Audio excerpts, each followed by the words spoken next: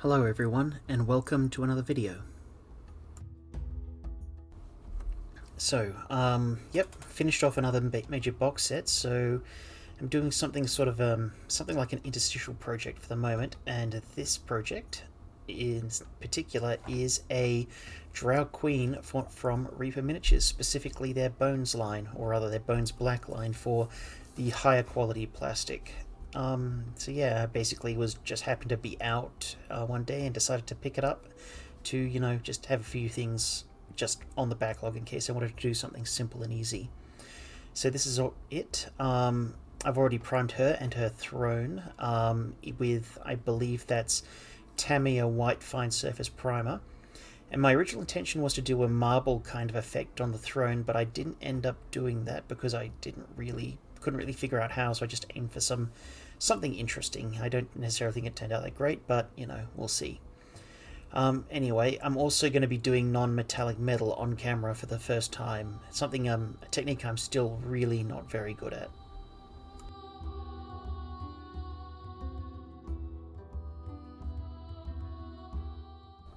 So here we go, painting the Drow Queen. You may have noticed that the throne already has a painted coat of green on it, and this is because I edited the video so that the work painting the Drow Queen was up front while the throne is towards the end, if you want to see that specifically.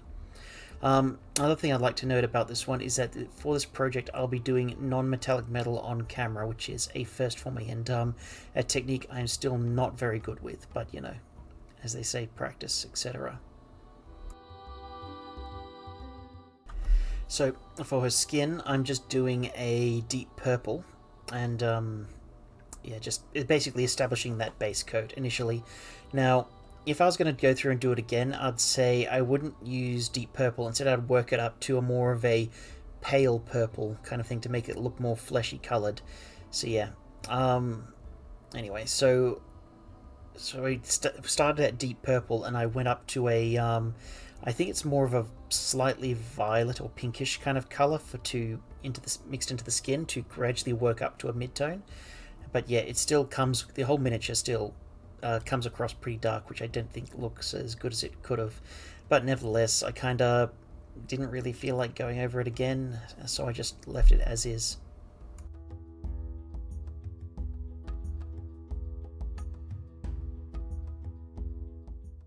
I'm trying to be subtle with my layers to try and get that transition happening from the mid-tone to the base tone.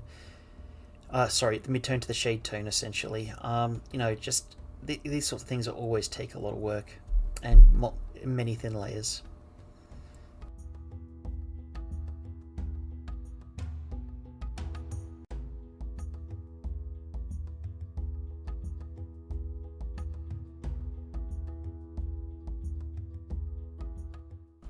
So if you look closely on a knee, you can see the colour starting to build up just ever so slightly.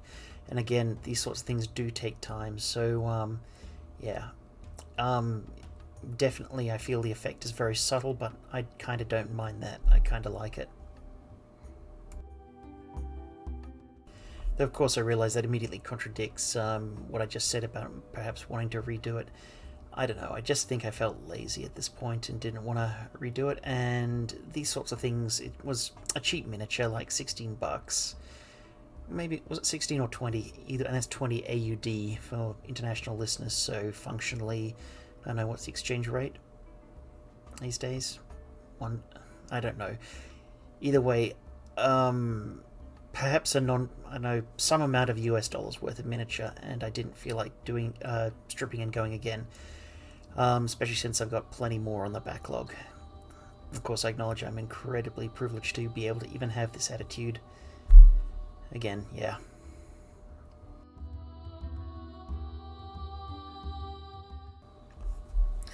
But yeah, enough about the economy. Just, what I'm trying to do here is establish some highlights, I believe. Again, it's really hard to see what I'm doing due to the dark nature of the skin, but in the light just then you can see the transition on the knees from the shade color to the mid-tone, so I think it's kind of subtle, and it does look okay, I think. And it's going for weird fantasy skin tones. Kind of wanted to do something different, not be particularly realistic. I'm generally happy with it. Yeah.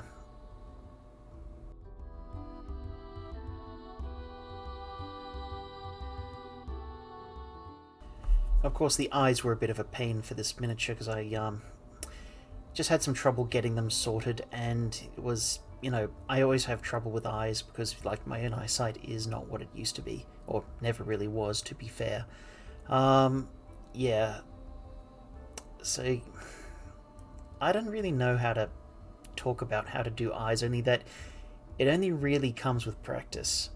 But the one cool thing about it is that if you paint your miniature in a way that you can remember which tone is your flesh tone, or even better yet, you can if you remember how you did your base tone, you can redo messed up eyes by simply painting in your base flesh color, and then if you've applied a wash, like say for example you're batching up like a bunch of guardsmen or some other rank and file army, you just do the base coat again and you flood the socket with your wash color, and then that serves as a pretty adequate way of like restarting the process.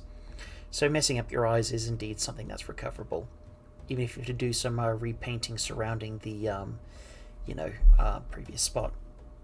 Anyway, so yep, as I mentioned previously, I am attempting to do non-metallic metal on film for the first time.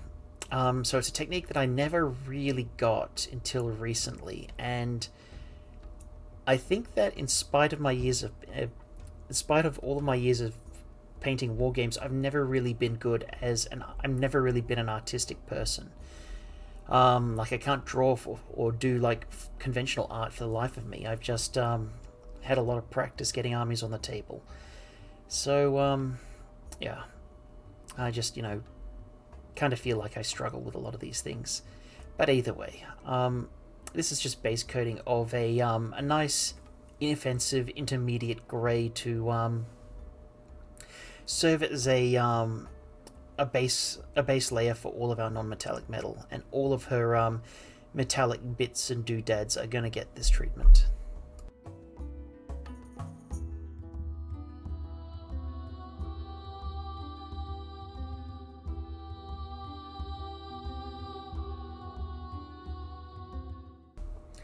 So, here's my attempt to explain non-metallic metal badly. I'm certain if you're watching this channel, you've seen those thoroughly excellent images of like a blade so perfectly painted that it seems that they've actually painted a reflection of the surrounding terrain onto them. These incredibly high-level artists. That's not the sort of thing I'm aiming for. Well, I like to think, obviously, because they're nowhere near. I do not have the spatial awareness to, or fine brush control, or patience to pull that off. Instead, I'm just creating more of a generic shining light source kind of thing. Yeah, so the idea is you want to... it's kind of weird in this case. You almost want to do highlights vertically rather than coming from the top down, if that makes any sense. Like, the best way to describe it would be when you look at her finished greaves, you'll notice that as I build up the color, I'm trying to focus the strongest and most brightest color towards the very tip of the greaves to indicate that there's a light source potentially in front of her, and that's catching the most of it and reflecting out. And then you've got that sharp transition from the light source to the mid-tone, and then another sharp transition to the shade area. So again, listen to me explain NMM badly. I think the trick of it is to learn how and where to place those shades and highlights. Again, real hard to do, and also to get in the mindset of doing very bright, very sharp transitions with a bit of subtle blending in between. But you definitely want the transitions to be harsh, to give that impression of something being reflected back out, be it light or something a bit more impressive.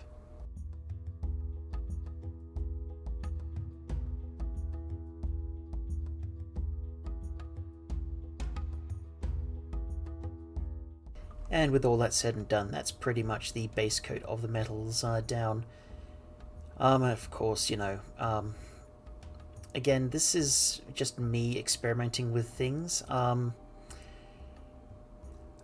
initially was going to go with green for the cloak, but I thought it would blend into it would not work on the bright green throne, so I opted instead to go black. But yeah, that's me just staring at it, considering it, and then finally making the decision to nix the idea. It's let's see there's what I mean. It's for these one-offs. I tend to just experiment. Nope, still painting green apparently. So yep. Past me will continue to do this for some time, but eventually go over the entire lot with black at some point. You'll know it when you see it. But yeah, for single miniatures like this, I definitely do, just paint what I feel, and if I don't like it, I'll go over it again. So one advantage about not batching out armies is that you can afford to experiment a bit. And of course her hair, just to, getting all the base coats down, just to get a feel for how the miniature's going to look when all of the hard work is done. So the red, it's a nice contrasting colour with the rest of the greens on the kit, so I decided to go with it.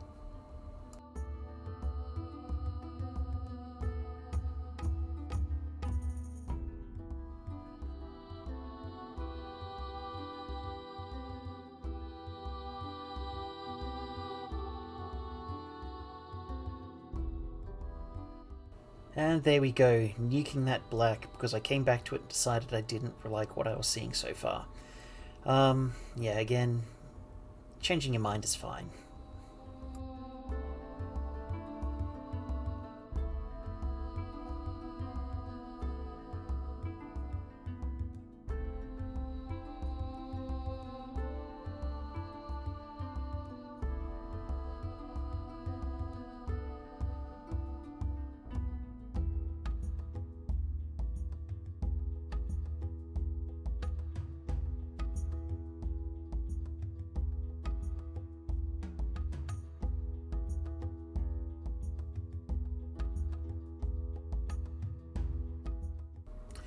And sorry about the camera jiggle, but this this painting setup does necessitate that occasionally.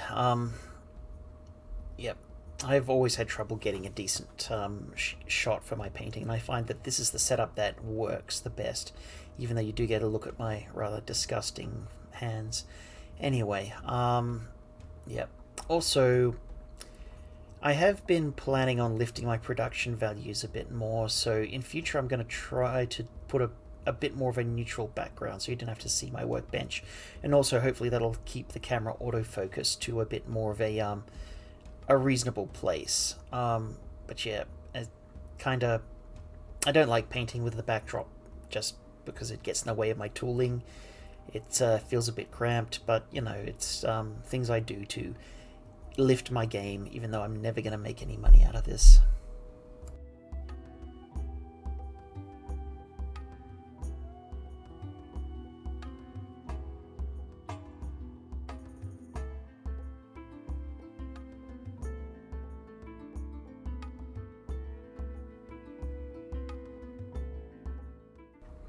Okay, now for the bold step of the non-metallic metals.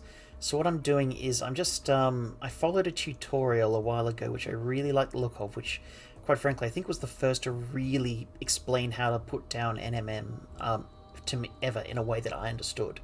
I might link it in the description, but yeah. Essentially what I'm doing is I'm just sketching out where the sharpest highlight areas are going to be on the miniature, just to have an idea as to where the transition points between the NMM highs and the lows and the transitions are going to be.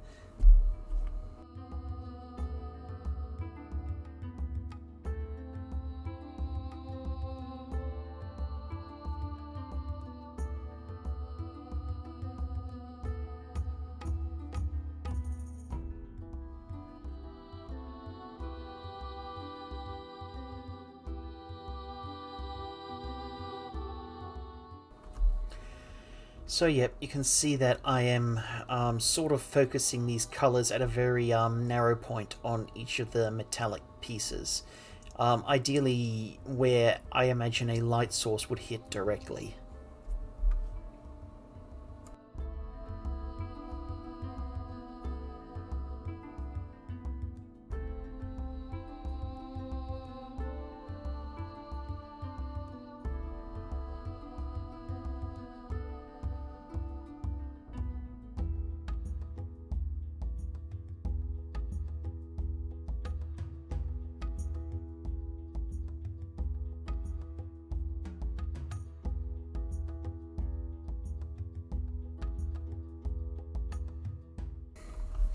This sketching in does also serve the purpose of providing a lighter base for the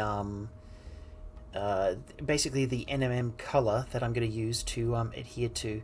So what it will do is it'll have the result of making the color a bit more bright on the the main area, and that transition point where we go from the high color to the I don't know, the mid tone of the metal. The We can overlap it a little, and it'll help get an early start for the blend that we have to do to transition from the color to from the high color to the mid-tone color.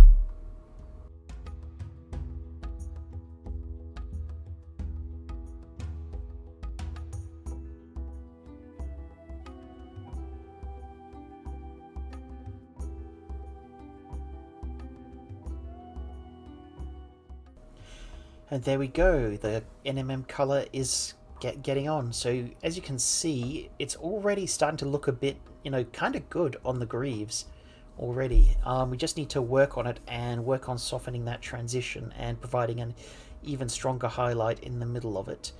Yeah, it's like, even though I can sort of do it now, it still really feels like a dark art, because to me this is a fundamentally unintuitive way of painting.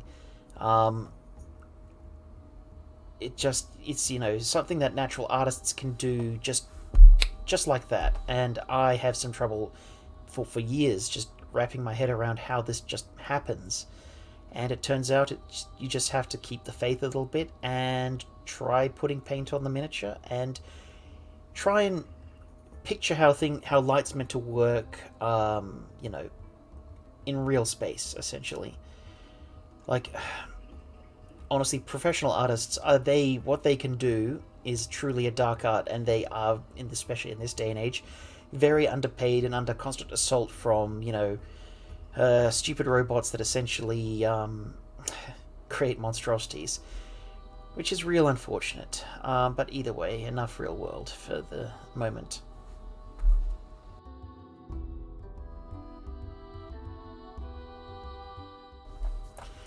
So yeah, I haven't applied any other color apart from the base coat and a white and my blue, like my sort of like steel blue mid-tone, and we're already seeing the positive effects of it.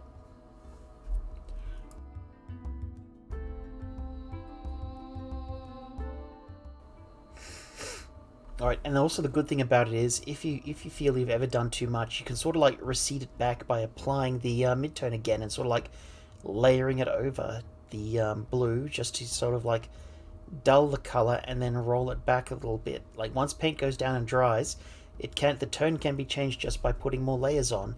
As long as you don't overdo it, you can keep doing this for a fairly long time, especially if you keep your layers thin.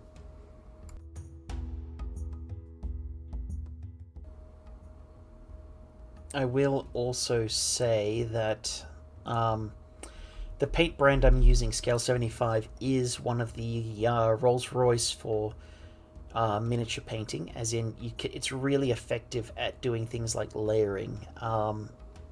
So I definitely would suggest that the paint you use for this process does help a lot, but it's not everything. And the brush as well. Like, for this sort of work, you do definitely need fine brush control, and you only get that with Winsor & Newton's or a brush of a similar caliber.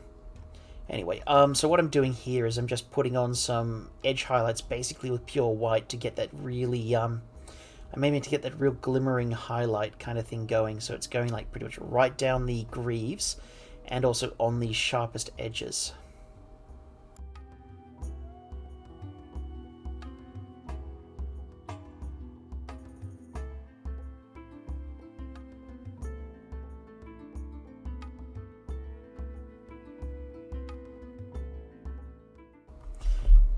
And also, with another thing I'm doing is just painting in some shade areas as well. So there's a lot of ridges on the armor and, like, you know, deeper areas. Those I'm generally painting a little bit of almost pure black into them, often mixed also with a little bit of glazed medium or water, just to get the just so it isn't totally opaque to the color that's already there. We want to just tint it a bit, not completely annihilate it. So yeah, it also helps with that definition.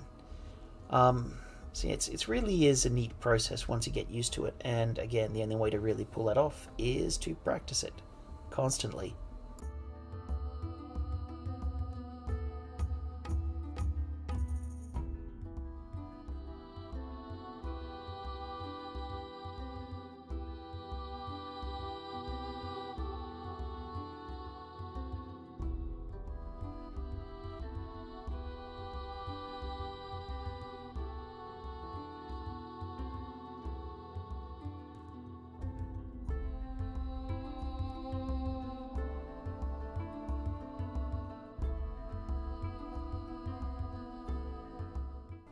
So the brush I'm using is a Winsor & Newton Series 7 miniature, which is basically what happened when Winsor & Newton realized, hey, people are using our brush for mini painting, let's create one specifically for it.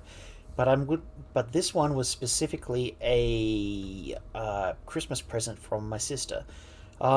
Just get the regular Winsor & Newtons. They're fine. Like a 1 or a 1 or a 0 will generally hold a very good point and allow you some spectacular levels of brush control that when combined with a steady hand and good paints and care and respect, will generally get pretty good results and get good precision. But of course, yep, there is no substitute for practice, and as usual, I think I say this every video, for larger base coating, use a cheaper brush for that. It's generally harder on the brush as well. Save your Rolls Royce brush for, like, you know, tasks that require the necessary levels of precision.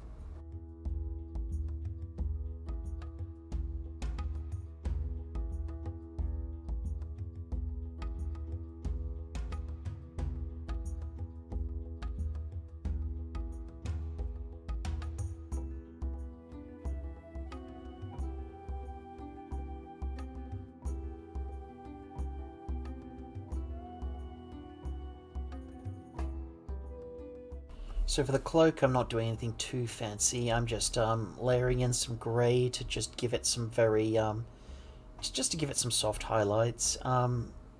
Nothing real fancy.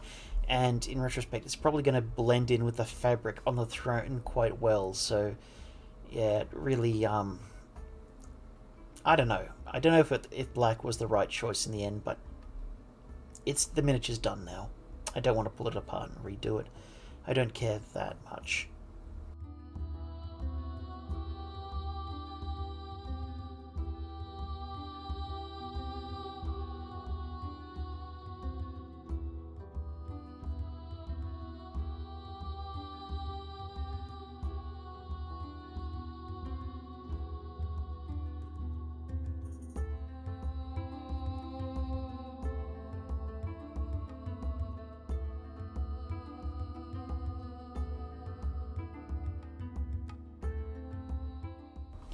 Alright, and we can really see her coming along at this point, like an odd 25 minutes in. Just the hair needs to be done, and that's relatively easy. You've seen me do hair a whole bunch of times now, so nothing particularly fancy. Especially I find that red is one of the easier colours to paint. So I think I did in fact get a bit lazy with the hair. So I just did a layer of, I think, a dark brown with glazed medium to get a wash essentially. And you can see there, I think I'm just basically cleaning up some of the overspray. Yeah. And then time skip, because that stuff usually takes some time, like overnight, to dry.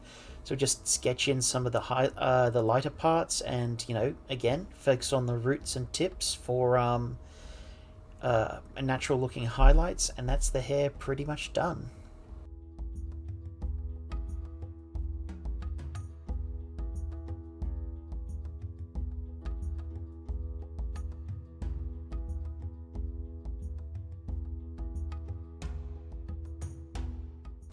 And with the hair done, the queen herself, is pretty much done and ready to go.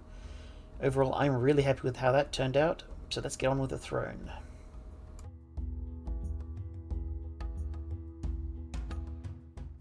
So I'm being quite rough with the base coat, just building up that deep green shade to, you know, provide a suitable base to work off. Honestly, not a lot about this stage is particularly interesting. It's base coating. You've seen it once, you've seen it a lot of times. It's nothing new.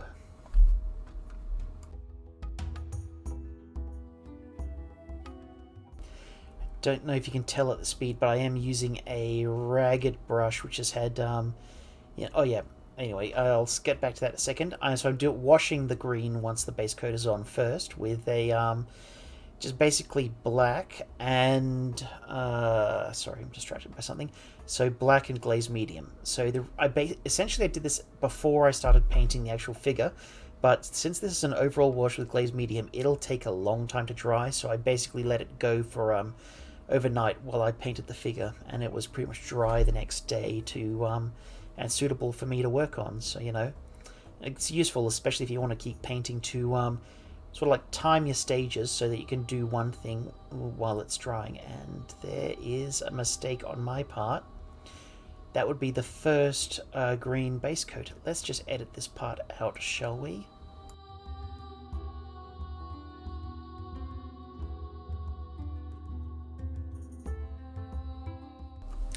Alright, so now that that faux pas has been resolved, we're going to reapply our midtone using basically a dry brush. Now this is a purpose-built dry brush which is a pain to clean properly, and it tends to retain its pigment even after I thoroughly scrub it, but nevertheless it is a dry brush. So I'm basically just being fairly rough and brutal, just trying to build up that colour in a textured manner to make it look like it's like a rough, stony kind of surface. I think in my mind I was aiming for jade. I'm not sure how well that turned out. Probably too matte for jade. I don't know. Either way, I think the final results still look pretty passable.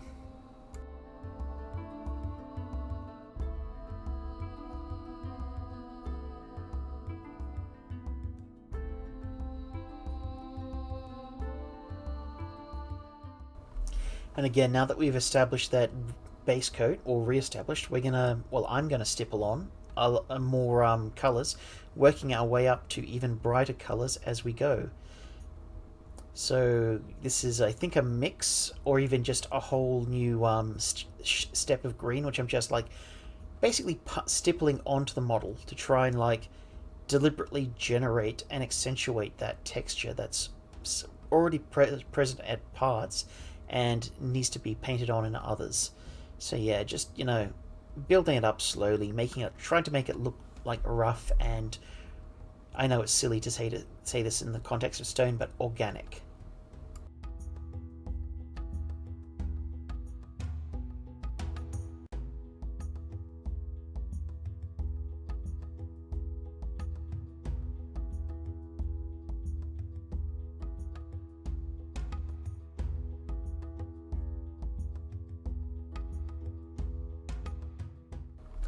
And the one advantage about this technique is as the paint dries, it will darken itself down a bit. So if you think it looks bad going on, just let it dry and then reevaluate.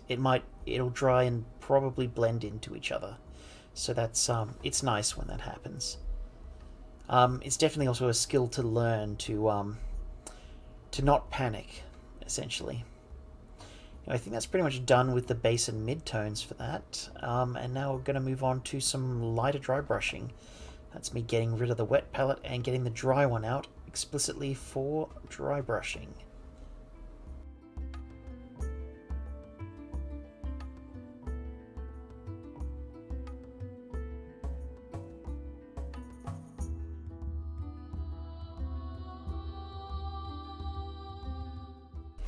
And here we go. So this is just a lighter, like white limeish green, which is just going all over, using just regular dry brushing to try and catch the edges and really take advantage of that texture that we've already stippled on to you know, get it looking a bit rough and stony, for lack of a better way of describing it.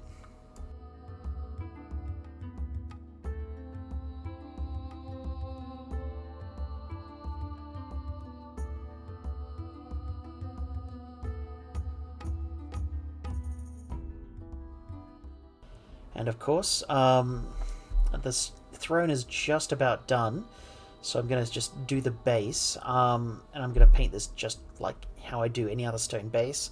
German grey, neutral grey, overbrush, and a sky grey highlight. So that's quite a quick process, so I will edit a bit of it out.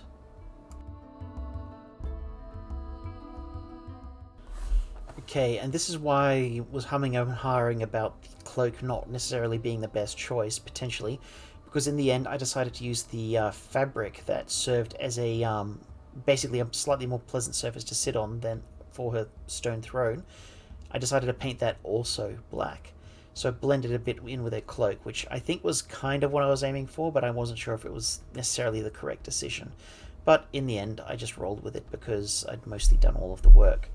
So nothing fancy about this. Let's edit out some of the boring base coating details.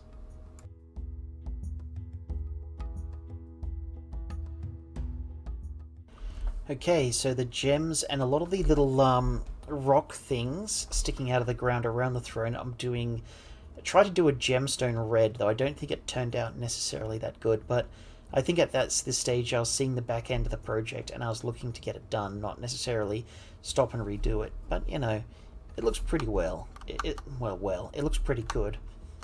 I'm happy with the result, suffice to say. But also, it's more boring base coating, and I think you get the idea, so let's skip over it, shall we?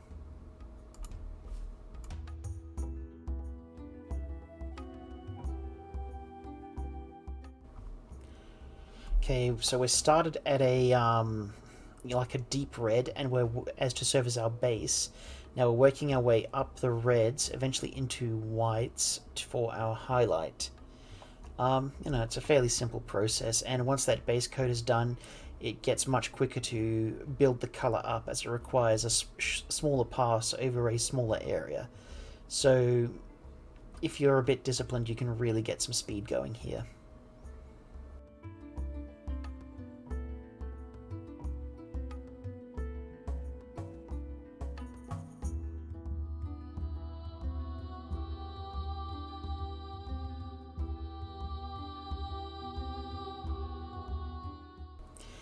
Mixing some, I think it's either possibly white or orange in to build up the intensity of the red as we go. Yeah, just trying to get that gemstone effect. And again, I think I didn't have a lot of success with this pass, so probably if I was going to go back and really try my best, I'd be a lot more dramatic with the work on these gemstones and, I don't know, crystal shards that are growing out of her throne. I don't know what's going on here. Who knows?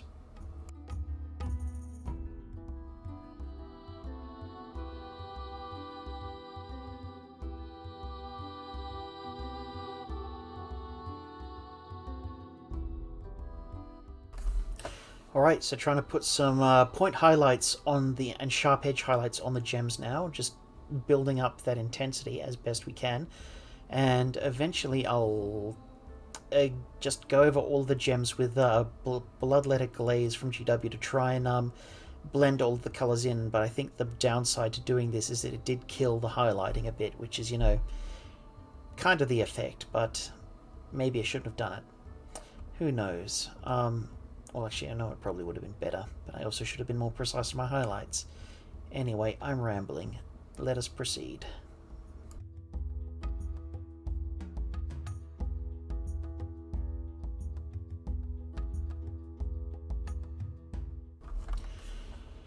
So, we're getting there. We're putting the final highlights on, almost at white on the sharpest edges, and you can definitely see the contrast happening, which is kind of the point. So yeah, in a moment I'm going to mess this all up with a glaze, and you'll see how dramatically it kills the highlights.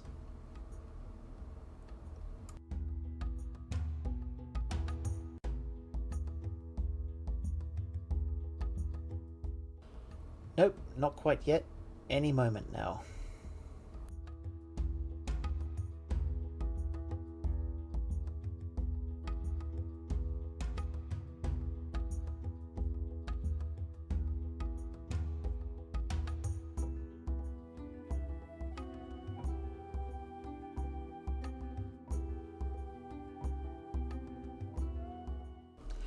There we go, at long last. So you can already see the very brightest white highlights are almost completely obscured by the glaze, but I kind of felt that the gems were getting a bit too pinkish, so I just wanted to re-establish that red, and I thought the quickest and easiest way to do that would be to apply glaze.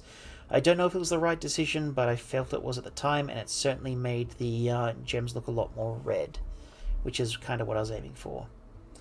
And to cap things off, just put some, some highlights on the cloth on the throne. Nothing fancy, just enough to, so it's not a flat piece of plastic.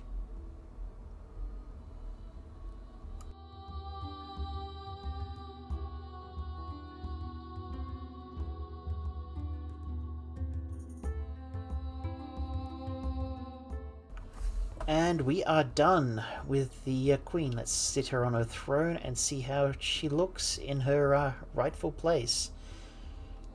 Well, quite frankly, monarchs usually just jumped up bandits, so might makes right, I guess. Either way, and here's the backside of her throne, and coming around ever so slowly, there she is in all her glory, the Drow Queen. One thing I forgot to mention earlier is that I tried to do her lips a dramatic colour. I tried to paint up a deep red, but I'm not sure if it necessarily worked or came out particularly well. Yeah. I think in retrospect there's a lot I could have done better on this project, but generally it was a fun weekend project. Didn't take long to paint, and I've got New Year, the first major model and wargaming show of the year has happened, and I've got quite a backlog of stuff sitting in there and ready to go, so I'm really disinclined to go back and redo things unless they're really egregiously bad.